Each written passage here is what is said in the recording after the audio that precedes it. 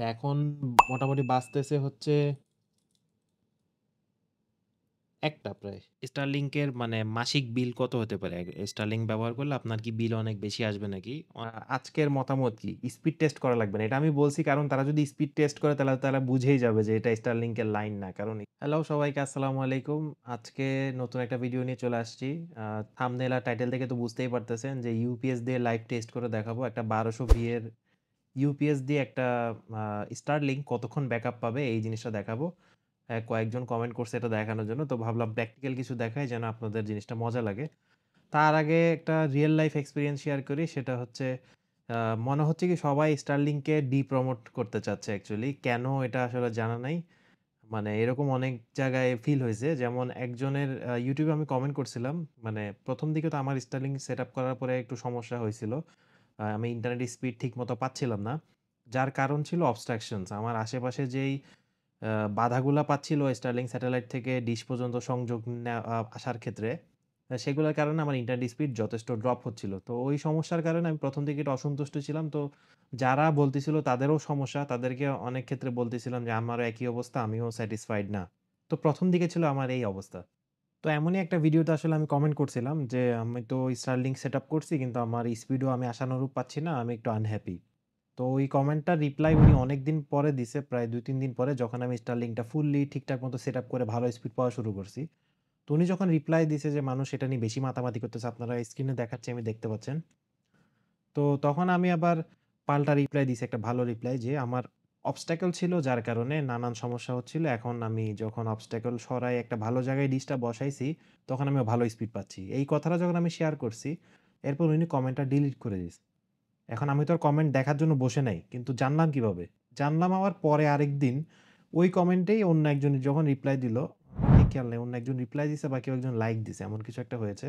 তো তখন আমি ক্লিক করে ভুলে ওই কমেন্টে ঢুকে গেছি। আমার নিজের কমেন্ট ভেবে আমি আবার রিপ্লাই দেওয়া শুরু করছিলাম। তো রিপ্লাই দিয়ে পরে গিয়ে খেয়াল করলাম আর এটা তো আমার সেই কমেন্ট যেটাতে আমি রিপ্লাই দিছিলাম, একটা ভালো রিপ্লাই দিছিলাম যেটা ডিলিট করে দেওয়া হয়েছে। তো এরপর আমি আবার মানে স্ক্রিন রেকর্ড করে তখন কমেন্টটা করলাম। যে আমি চেক করব যে এটা আসলে এটাও কি ডিলিট করে দেয় নাকি? তো লাইভ রেকর্ড রাখলাম। আপনারা দেখতেই পাচ্ছেন আমি স্ক্রিন রেকর্ড করে কমেন্টটা করছি। কমেন্টটা করার পর সাথে সাথেই আপনার যখনই আমি মানে রিফ্রেশ করলাম কিছুক্ষণ পরে দেখি কমেন্টটা নাই। মানে জিনিসটা অনেক অদ্ভুত লাগছে। এটা কেন আল্লাহই জানে। যাই হোক, তো এখন আমরা যেটা নিয়ে কথা বলতেছি ওই মূল টপিকে আসি। আচ্ছা মূল টপিকে আসার আগে আরেকটা মজার বিষয় শেয়ার করি। সেটা হচ্ছে Starlink এর রিয়াল লাইফ এ আমি স্পিড টেস্ট তো করে দেখাইছি আপনাদেরকে। আমার নিজের মতামত দিছি। তো আমি যেটা করছি আপনাদেরকে আরেকটু আনন্দ দেওয়ার জন্য আমার সাথে যারা আমরা সবাই একসাথে কাজ করি, ওদেরকে দিয়ে একটা রিয়াল লাইফ মানে ওদের কাছ থেকে একটা ফিডব্যাক নিছি, রিয়াল লাইফ ফিডব্যাক। তো ফিডব্যাকটা এমন ছিল যে যখন সবাই Starlink এ কানেক্টেড, তো তখন আমি তাদেরকে Discord এ মেসেজ দিলাম। আপনাদেরকে আমি দেখাচ্ছি, দেখতে পাচ্ছেন যে Starlink টা কার কেমন লাগতেছে। তো আমি তাদেরকে আপডেট জিজ্ঞেস করলাম যে, "Starlink এর আপডেট দাও, কেমন চলছে?" তো একজন লিখছে, "গুড এনাফ।" তারপর আরেকজন লিখছে, "আপলোড হইতে সময় লাগে।" যেটা অ্যাকচুয়ালি ট্রু। মানে আপলোড স্পিডটা Starlink এ যেহেতু ২০ থেকে ৪০ এমবিপিএস এর মধ্যে থাকে, আমরা এতজন একসাথে ইউজ করতেছি আল্টিমেটলি মানে একসাথে ২ জন আপলোড দিলে বা ১ জন আপলোড দিলেও অনেক সময় স্পিড একটু কম পায় বা কম ফিল করে। কারণ আমরাও তো ১০০ এমবিপিএস আপলোড স্পিড ব্যবহার করে আসতেছি। যেটা বিটিসিএল থেকে আমাদের লাইনটা আছে। তো আরেকজন লিখছে যে, "ব্রাউজিং সেই, আপলোড নট গুড।" ওই একই কথা। মানে আপলোড স্পিড নিয়ে সবার একটু অভিযোগ। কিন্তু ব্রাউজিং নিয়ে অর্থাৎ ডাউনলোড স্পিড নিয়ে কারো কোনো সমস্যাই নেই। ব্রাউজিং করতে মেইনলি আমাদের দরকারটাই ডাউনলোড স্পিড বা যেকোনো ফুটেজ ডাউনলোড করতে, যেকোনো কাজের জন্য বা যেকোনো কিছু করতে ডাউনলোডটাই মানুষ বেশি করে। আপলোডটা তুলনামূলকভাবে কমই করে। আর আরেকজন লিখছে, "ইয়েস।" মানে মোটামুটি সবার কিন্তু ভালো পজিটিভ কমেন্ট আসছে। তো এরপর আমি এইটা মানে একটু মজা করার জন্য মানে জিনিসটা আরো ইন্টারেস্টিং করার জন্য কি করলাম, পরের দিন আমি রাত্রেবেলা গিয়ে ওদের অনুপস্থিতিতে আ আপনার Starlink এর লাইনটা খুলে BTCL এর লাইনটা আবার লাগাই দিয়ে আসছি। এটা কিন্তু ওরা জানে না। আপনাদেরকে আমি দেখাচ্ছি এই যে ক্যামেরায় দেখতে পাচ্ছেন আমি লাইনটা চেঞ্জ করতেছি। আমি Starlink এর লাইনটা চেঞ্জ করে BTCL এর লাইন দিয়ে ওদেরকে জিজ্ঞেস করলাম যে, "Starlink কেমন চলছে?" আপনাদেরকে স্ক্রিনে আমি দেখাচ্ছি দেখতে পাচ্ছেন। আ আজকের মতামত কি? স্পিড টেস্ট করা লাগবে না। এটা আমি বলছি কারণ তারা যদি স্পিড টেস্ট করে তাহলে তারা বুঝেই যাবে যে এটা Starlink এর লাইন না। কারণ স্পিড টেস্টে লিখা আসে নিচে Starlink। তো এমনিতেই মতামত দেওয়া এই কথাটা বলছি। তো তাই একজন ১ম জন বলছে যে ভালো, স্পিড ভালো। ২য় জন বলছে ফোনে চলে না, ডাউনলোড ঠিকঠাক আছে, ব্রাউজিং ঠিকঠাক আছে এটা বলছে। ফোনে চলে না এটার কারণ হচ্ছে আমি যেহেতু রাউটারটা ২ তলায় লাগাইছি তো নিচ তলায় অনেক সময় রেঞ্জ একটু কম পায়। বাট একবারেও পায় না এমন না। অনেকে আবার পায় না একটু পুরান মডেলের ফোন যাদের ওদের একটু সমস্যা হয়। আর আরেকজন লিখছে, "সকালে ভিডিও আপলোড দিয়েছি, অনেক ফাস্ট হইছে।" সকালে ভিডিও আপলোড দিছি, অনেক ফাস্ট হইছে। তার মানে এটা ভিডিও আপলোডটা ফাস্ট কেন হইছে? কারণ আমি বিটিসিএল এর লাইনটা কানেক্ট করে রাখছি।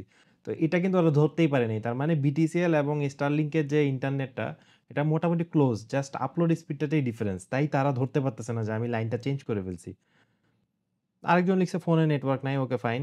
কারণ আমি ফোনের নেটওয়ার্ক অর্থাৎ Starlink বন্ধ করে রাখছি ওদেরকে টেস্ট করার জন্য। তারপর লাস্ট একজন লিখছে, ও একটু সন্দেহ করে ফেলছে যে, "আমার মনে হচ্ছে স্পিড অনেক বেড়েছে।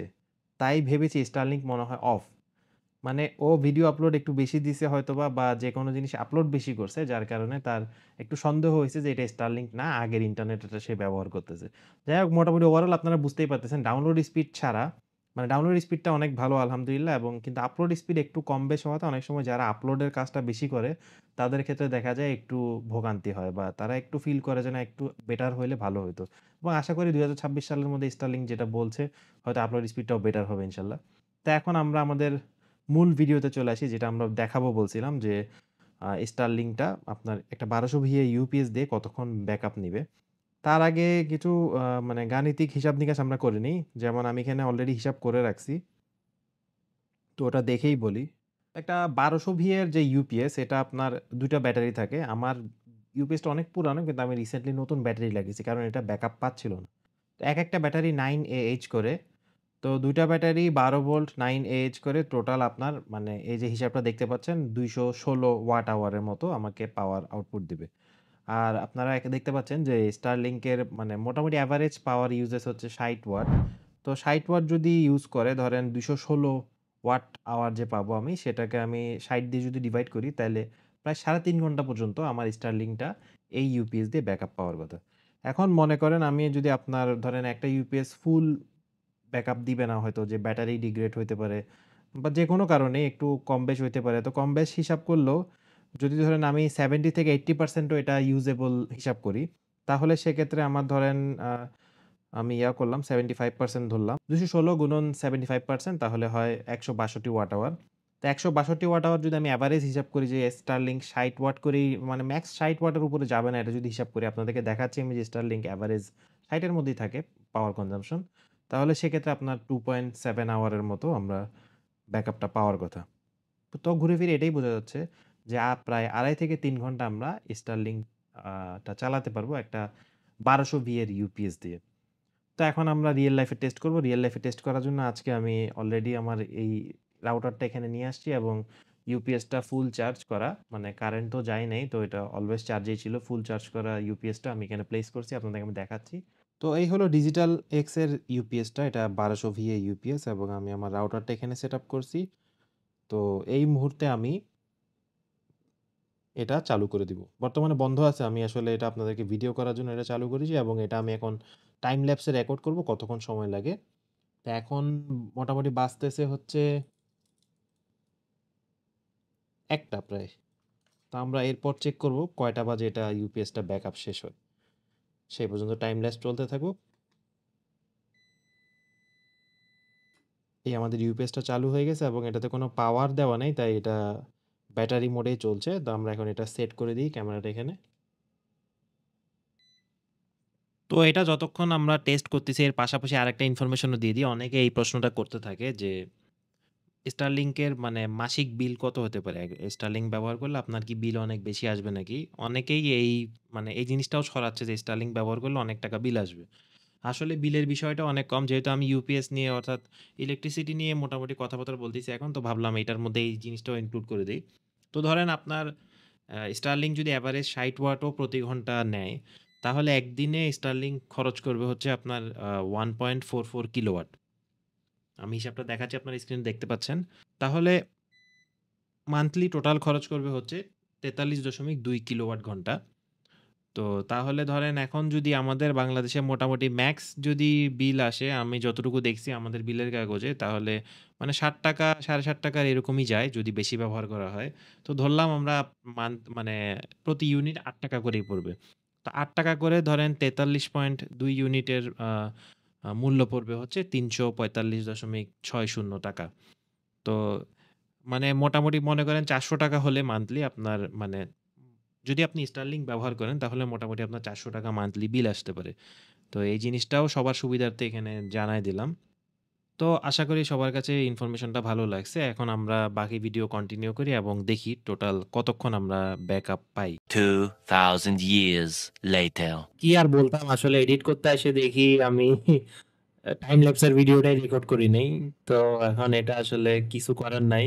আপনারা তো ভিডিওটা থেকে বুঝতে পারতেছেন যে আসলে কতক্ষণ সময় লাগছে বা কি হয়েছে। তো দেখতে থাকেন বাকি ভিডিওটা। তো ফিরে আসলাম। এখন অলরেডি রাত ২টা বেজে গেছে। এই যে দেখতে পাচ্ছেন রাত ২টা ১০ বাজতেছে প্রায়। তো এর মধ্যে অলরেডি ১ ঘন্টা ১০ মিনিটের মতো হয়েই গেছে। মানে এখনো ব্যাটারি সিগন্যাল দিচ্ছে না যে মানে পাওয়ার পুরোপুরি শেষ। এটা পুরোপুরি শেষ হলে কন্টিনিউয়াসলি অনেকক্ষণ আওয়াজ করবে। তার মানে ১ ঘন্টা যেহেতু চলছে আপনারা বুঝতেই পারতেছেন এটা যতটুকুই পাওয়ার কনজাম্পশন করে আমাদের যে এস্টিমেট সে অনুযায়ী মিনিমাম আরও ১-১.৫ ঘন্টা এটা এভাবেই চলবে। আর আমার এখন যেহেতু রাত হয়ে গেছে জিনিসটা আর ভালো লাগতেছে না এভাবে আওয়াজ শুনতে।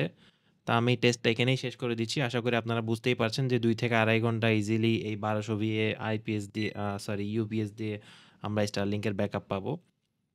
তো ধন্যবাদ সবাইকে ভিডিওটা দেখার জন্য। আসসালামু আলাইকুম।